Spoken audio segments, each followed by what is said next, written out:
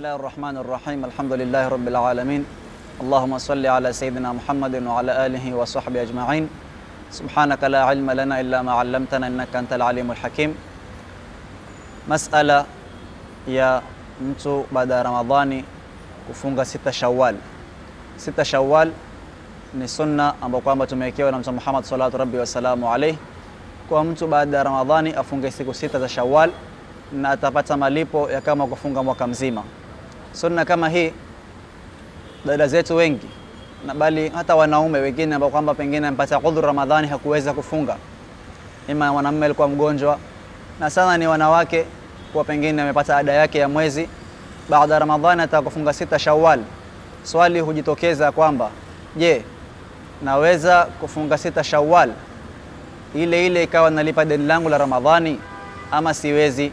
Kwa hivyo swali ni kuwa saumu ya sunna waweza kufunga walipa deni kisha ukatia nia pamoja na saumu ya sunna, ama huwezi kufunga?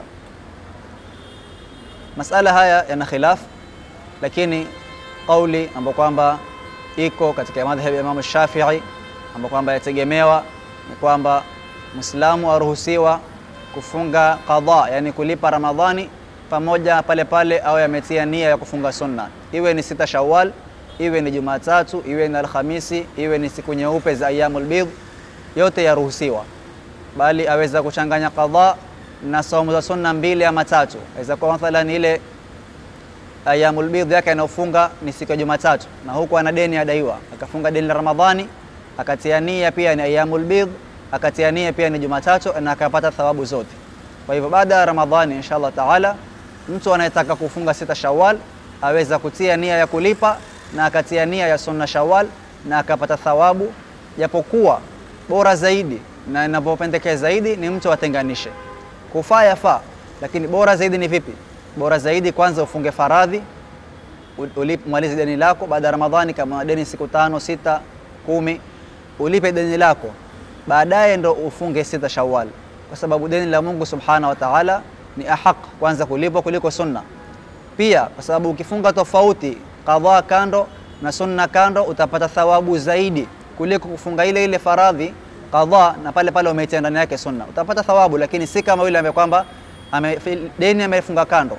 Kama daiwa siku 7, afunga siku 7 kando na sita Shawwal akafunga kando, huyo thawabu zake zitakuwa ni nyingi zaidi, na kulingana na hadithi ya Mtume kuwa ni kama amefunga mwaka mzima, itakuwa kwake yeye ndio imehakikika zaidi na maana yake imefaa zaidi mahali kama hapo. Lakini atakayefunga kuchanganya pamoja pia yafaa na yaruhusiwa.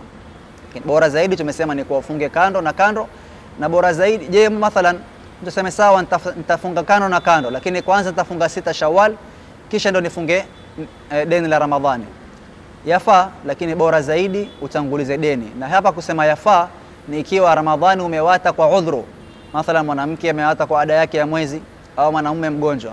Lakini ikiwa mtu amewata Ramadhani kusudi siku 3, 4 bila sababu yote, baada hapo haruhusiwi kufunga sunna. Kwanza afaa kulipa deni kwa sababu deni lake ameliwata bila udhuru. Kwa hivyo kwanza atakaniwa afunge deni kisha ndo afunge sunna.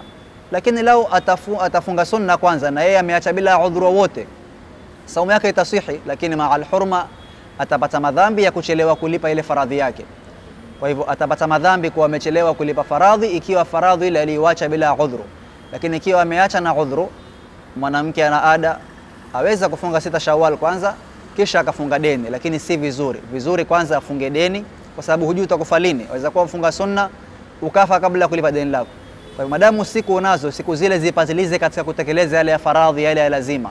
Lipa deni kwanza kisha ndio ufunge sita Shawwal.